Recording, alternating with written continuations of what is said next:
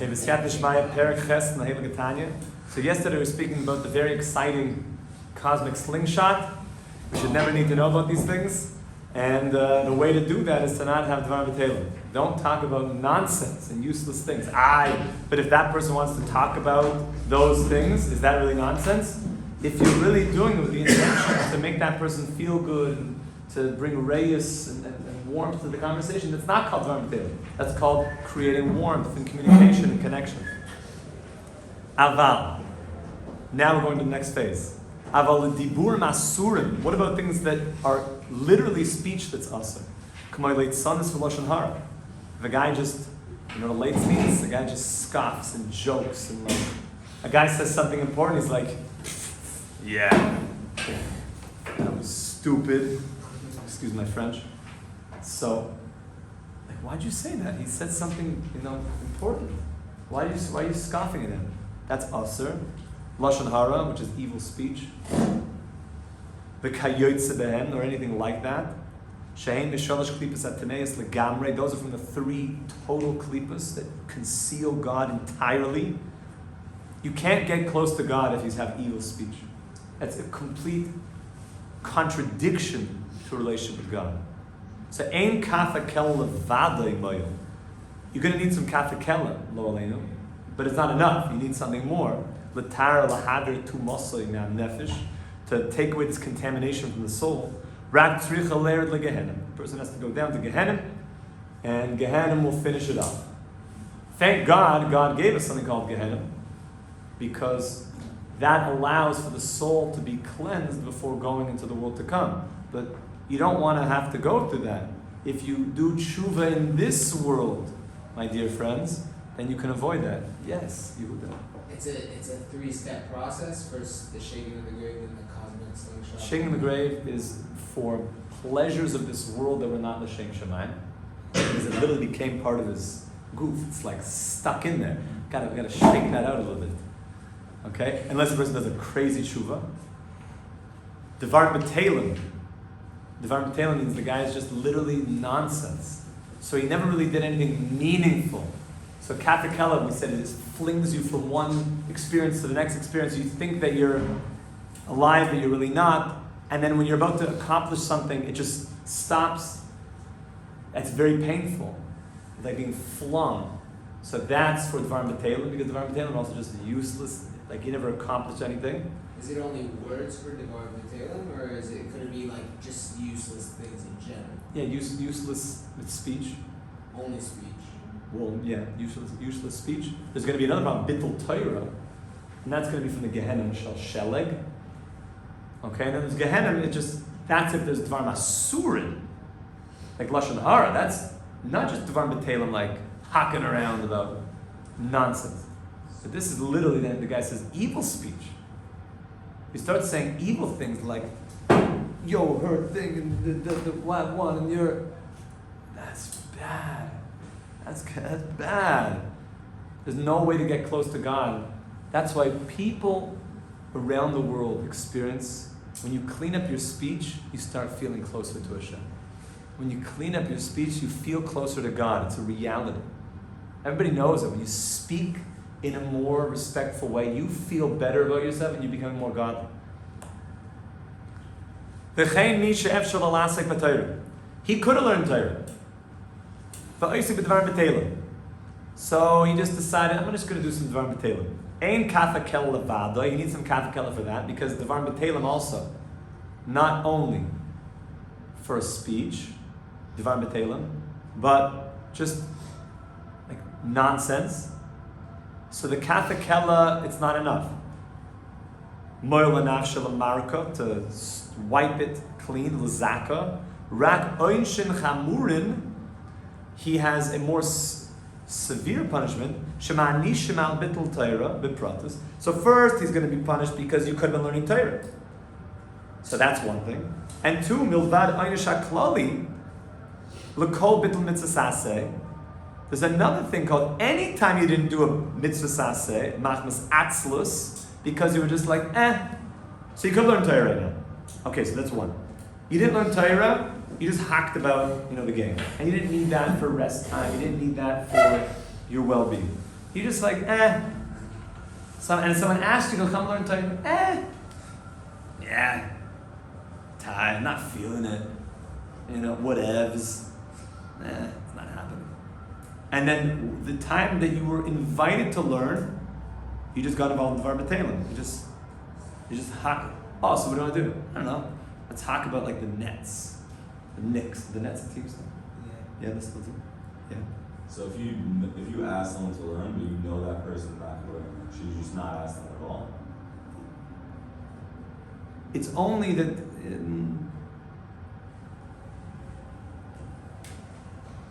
it's a good thing to try to help people learn. But if you really think it's going to make him like upset, don't push it. You don't want to make him like really that now it's so obvious that he could learn and you know he's not going to. Try to help. Because anyway, he's going to have a problem with Dvar B'Teilim.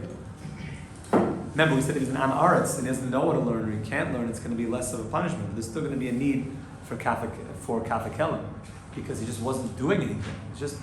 He's not maximizing his life. So Kafikelim is always about what were you doing? Nothing. So we have to fling you into a reality that you're never doing anything real. And that will cleanse out that in this world that you were supposed to do real stuff, you didn't do. So what should you do in this world? Do real stuff in this world. Do real stuff. And for us, every opportunity you have to learn Torah and do mitzvahs, take it all the time. So, but here it's twofold. Because one, he didn't learn Torah. Okay, there's going to have to be deal with that. And two, when he was not learning Torah, he was also saying Dvar B'Teilim. But he didn't just sit there like quiet. He was doing Dvar B'Teilim. So he needs Gehenim Shel Sheleg, because you were supposed to do something, you're just cold about it. So there's the snowy Gehenim. And then there's also the Kafikelim. Okay, the last part of this chapter is very special, very dear to my heart. It's all about learning secular topics. Usually, anytime a person's about to go to university, we sit down, we learn this part of the time. And let's see what the Rebbe is going to teach us. Now, I'm going to tell you, we have a precedent because we know the Lubavitcher Rebbe went to the University of Berlin, and the Rav of Soloveitchik. So there must be that there's a way to do it in a proper way. And the Rambam was one of the greatest doctors and physicians of all time for the Royal Egyptian Emperor and Sultan. So there must be a way to do it. The question is, we're going to see some strong words, which might defer us a little bit. Let's see. Okay? Okay, so if a person learns what's called just secular topics, he's not talking here about things that are prohibited, like learning, books on sorcery and the like. He's talking about learning basic, let's call it just calculus, mathematics, etc. So you might say, what's wrong with that? What's wrong with that? Biology. Okay, let's proceed carefully. Let's see what the Rebbe says. So, Bechlal Dvar B'Teilim, besides the fact that they're called Dvar B'Teilim, you would say, but what do you mean? Why are they Dvar B'Teilim? The answer is because the Kedusha of Torah is so powerful. Torah is undiluted God will, that compared to Torah, even though you're right, these things are true, 1 + 1 is 2. But you can learn a calculus textbook in the bathroom, but you're not allowed to learn Torah in the bathroom. There's a vast difference between them. To such that we call 1 + 1 is 2 in calculus, compared to the wisdom of Torah, Dvar B'Teilim. Okay, that's step one. So we have one thing, Dvar B'Teilim. Yachshav le'inyan oven bitul Torah. And when I was learning calculus, I could have been learning Torah. I could have been finishing a Gemara. So I have Bittul Torah and Dvar B'Teilim. Okay? K'moishe Kos B'Hilchos Talmud Torah, like the Tanya mentions in Hilchos Talmud Torah. V'oid Zois. Okay. Now is where it gets really good.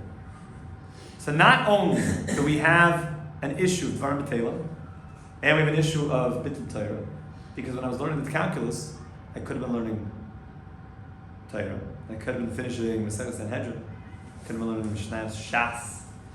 I know the island is mamish moving. Yesher Koyach. It's gewaldig. So besides that, there's another thing. This is what really, really fascinates me. Look what the Valentine says. Va'oid zois.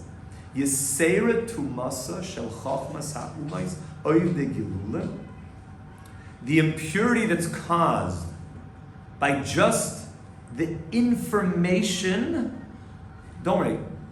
The end of the story is that there's a way to do it. But if we don't do the things that will help us know how to do it properly, just learning deeply calculus. Okay? Just for the sake of, you want to sit down? Got some free time? Okay, let's go. Calculus. Trigonometry, trig. Which is interesting. You never see people shuckle when they learn trig. But you see them shuckling when they learn a Gemara and a Taisis. Okay? That's part of the fact that it's Dvar B'Teilim. It doesn't have life inside of it. It's not God's undiluted wisdom. So it doesn't get you don't move. It's not like a flame that's on fire when you're learning it. Yes? Most people, when they learn these things, because it benefits them being That we're going to get. That's what we're going to see as the conclusion of this. But right now we're talking about a person who just wants to open up calculus. I got some time on my hand. Let's go. How about psychology? Why? I don't understand the mind better. Okay, so let's see. This is I just want to learn it up. I want to learn. I want to be like a math genius. Why? Because I want to. Yeah. Can we say that like learning math is in a way like Shem's like not like the way that Shem like made the numbers in this world and really. So that's why it's not usher. I feel like remember the last paragraph talking about how like Klipas Noga. You want to say it's Klipas Noga. Yeah. So he's gonna give you a twist ending why it's more severe than a regular Klipas Noga. Okay, look what he's about to do. Here we're talking about a guy who just wants to sit down and maybe just learn a textbook of some sorts. Without a purpose in mind yet. She'ena malbiso. V'oid zayis yiseret tu masa shel chochmas umas oiv de gilulim al tumas dvar b'teilim. Here, learning deeply calculus is more than just speaking empty speech and like going to the game and like rooting the guy on, like yo, and like the guy blowing the horn and the shofar. It's more contaminating than a guy just like watching the game and burping and just like talking about who shoots the best 3-pointers at length. It's more contaminating. Why? Because she'ena malbish b'tamei rak hamidas miyasoid haruach hakodesh b'nafshe lekis. Because when it comes to the guy who's at the game and he's just going like I don't know what you call it, hooting, just like go hoo, whatever that like sort of animalistic primal sound that's emanating out of his being, and he's like cheering the guy on and just like go like yeah, and then he's just talking about the game or he's just hawking about stuff, just like whatever. That, remember, we have a godly soul and an animal soul. What part of your animal soul is getting involved in watching the game and rooting? Is that an intellectual process, or is it a midos? It's an emotive. You're just like responding emotionally. As the guy kicks the field goal, like, yeah! So it's a totally emotional experience. It's not sophisticated. So I know someone going, yeah, oh, come on, how you play the game and the commentators are sitting, that might be even more a problem. If it's just hawking about stuff and the game, it's not so sophisticated. It only makes problems in your it's an expression of the lower midos of the animal soul, which you mentioned in the beginning of the statement, comes out of the ruach of the soul. And therefore, your godly soul, which is like a glove, only descends, the emotional parts of your godly soul become desensitized. The emotional parts of your godly soul got sucked into this like guy rooting and hooting and whatever he's doing. But the intellectual part of your godly soul remained pristine because it was never involved in that game. Like it remained outside the experience. And what's one of the proofs? Klipas noigesh b'devarim b'telim haboyim yisod haruach harash b'klipazu b'nafshe habahamis. The Leil, next page 26. V'loy b'chinas chabad sheb'nafshe. The intellect of your godly soul never got involved because ma'achar shehem divrei shtus, the buris, because the guy just hooting and rooting.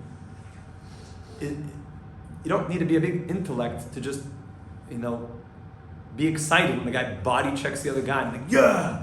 And then when they start fighting, I can't believe there's a game out there, I grew up in Canada, that literally, like, they just fight and punch each other in the face. I grew up playing video games. Like, the most exciting thing was like, you just fight. What is, like, are we like in the Colosseum?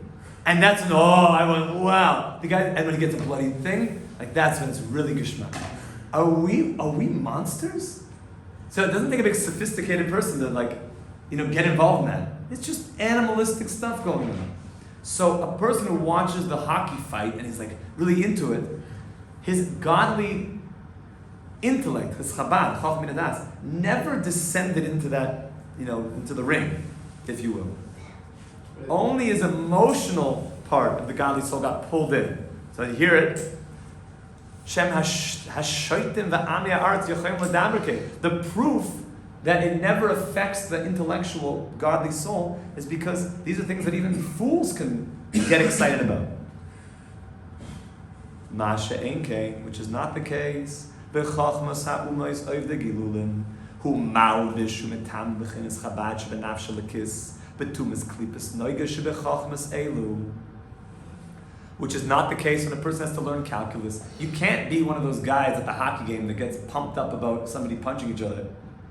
You're going to have to be a little bit more to know how to learn calculus. You're going to have to have some brain power to sit down and learn trig. So if you just sit there like, I'm going to learn some trig, and you really put your mind into it, remember it's klipas noga, nefesh bahamis.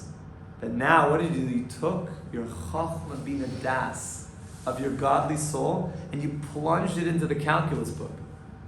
So now, the highest part of your godly soul, which is your intellect, which is pristine, which is all it wants to do is learn and be close to God, has now gone into an area that is without God at the focus. It's just what is the answer to this equation. And that's why you can learn the bathroom. That is something that's very severe, because a person and the deeper he steigs calculus, the more he's plummeting his godly intellect into those pits, which would have never happened had the guy just been some guy that just hoots and toots at a hockey game. Yeah, Kobe. Who's a person who who's holding all Torah, but Midos is terrible, Midos says the entire person. So we're saying that by doing this, we're lowering the midos of our godly soul, which is a lower level. If anything, I think it's a higher level, because if you don't have good midos on the learn, if you're not able to learn well, then you have good midos, then it's totally. So really, we say a person who's got bad midos, it must be that his Torah is not a good Torah either. The Kotzker Rebbe said a very strong thing. He said, we say derech eretz kadma l'Torah. Derech eretz kadma l'Torah. You know what that means? It means before you start learning Torah, make sure that you're a good person, because, like the Vilna Gaon explained, Torah is like water. Torah is like water. Now you take a plant, imagine you have a beautiful flower, and you water the flower, and it grows, and it's this gorgeous, fragrant, beautiful. The more water you put, the flower gets giant. So the Torah, that person is a beautiful person on the inside. He's worked on himself. The more Torah you learn, you start watering, that person becomes like this gorgeous flower and beautiful. But imagine the person's like a Venus flytrap. He's got really gnarly, bad character traits. You start adding Torah onto that. You start adding water. So imagine this Venus flytrap that like gets out of control, like Aubrey from Little Shop of Horrors, like this like monstrous thing. So the Kotzker Rebbe, that's a simple level, is that you got to fix your midas. You have to just work on basic human dignity before you start learning Torah, because be careful, exactly for that reason. Don't. That's the most disgusting thing when a person has a lot of Torah, but the midas are not good. But the Kotzker Rebbe, that's the simple pshat. The Kotzker Rebbe though says, Derech Eretz Kadma Torah. The word Kadma can also be, it's a play on words. Kadma is the letters Hakdama. Hakdama. Hakdama means an introduction. Same letters. Kadma, Hakdama. Hakdama means when you read a book, you know what the Hakdama is, like the introduction to the book. It's the introduction. So if you want to get a good feel of what the whole book's about, what do? Do you need to open up inside the book? No, just I'll read the introduction, and you get a feel of what the whole book is all about. So the Kotzker Rebbe said like this: Derech Eretz Kadma L'Torah. That Derech Eretz, you being a good person, is like your Hakdama. If I can see what kind of midas you have, I'll really know what kind of Torah you have. That's like the Hakdama. That's telling on the entire person. So if you see a person and the midas and his character traits are off, stay away from the Torah. Stay very far away. Because it means if something is rotten over there, it means there must be some flaw in the Torah. But the highest part of our soul is the intellect. That's the most pristine thing. So here what the Rebbe is saying is he took the most pristine part of us, and if I'm just literally steiging calculus, I plummeted it deep in to the Nefesh HaBahamis, because it's devoid of God, it's not for God. That can contaminate very high things. And that's why you find those who are real Torah scholars, they come to the greatest places of bittul. When you learn Torah, you go to great scholars, there's a feeling of like, they're just so humble. But when you go to people who are big scholars in the world of secular, I grew up in that place, it's all about gaiva. It's all about just, now who's going to get the position and run the institution and who's going to be the head of the board, who's going to be the head of this, who's going to, it's crazy. In academia, it's, the more chachma there is, the more yesh, the more me there is. The more Torah you learn, it's the opposite, the more you're humble to God. So that's why we're very cautious. So then what's going to be the saving grace of Lubavitcher Rebbe and all those? So that's how he ends. So usually if I stop at this point, it's basically like, can we go to second? Basically not. It's basically literally the worst thing you could ever do. Unless, okay, and it fell b'shir sakelim, which we can get into another time. It's so far away from godliness, just secular chachma. Ela imkain, unless you do the following. Unless you make it like a shovel to scoop. You use it as a tool. A shovel to scoop things. Dahainu. For example, in order to make a parnasa. I'm going to learn calculus because I think I could be a great mathematician, and I could feed my family, and we could have Shabbos food, and I can send my kids to good schools. By the way, he has in the word bereva, to make a lot of money. Balatanya, that's a very telling word that you see from here, that we as Yidden do not believe there's something wrong with being wealthy, and even learning a secular study to do that, as long as you're doing it to give your family a parnasa. Remember, what we mentioned earlier today in the Yom Tanya Shiur is it can't be at the expense of your family. It has to be what the family needs. And it could be Reva. Lavod Hashem. Because when I have parnasa, and you got to be careful, what am I using the money for? Why am I buying that yacht? Just to flex? Or really, that's going to be good for my family. They need a yacht for whatever reason. Or maybe it's you just want it to flex. Oi, another reason that you could learn calculus be'in, you could find a way to use that for Hashem. The Lubavitch Rebbe was an expert in everything. When people would come to see him, he knew about 17th century fine art in Hungary. He could speak to people who were experts in every field to bring them close, to bring them back to Hashem. Oi, l'tayrasai. Or if it's going to help you to understand a certain point about how constellations work, because then you're going to be able to learn Gemara Rosh Hashanah better, or Gemara Eruvin better, and how the world works, then yeah, go into the Oxford Library and steig a little bit. Because you're doing the steig for the Torah, or for medicine, to help people. I'm doing it with a purpose. V'zeh tama shel Rambam, and that's why the Rambam did it. V'Ramban, those that learn these subjects, v'siyasin she'oska behem, and those like them that yes did learn this because they were always doing it for Hashem. So the main takeaway from the question has to be: the person who wants to learn these things, am I really doing it for Hashem? The emes, and if I'm not, it's literally the worst thing that a person could do in the entire world. Evan, have a wonderful day. We should be zaycha. Amen. What are the mechanics of that?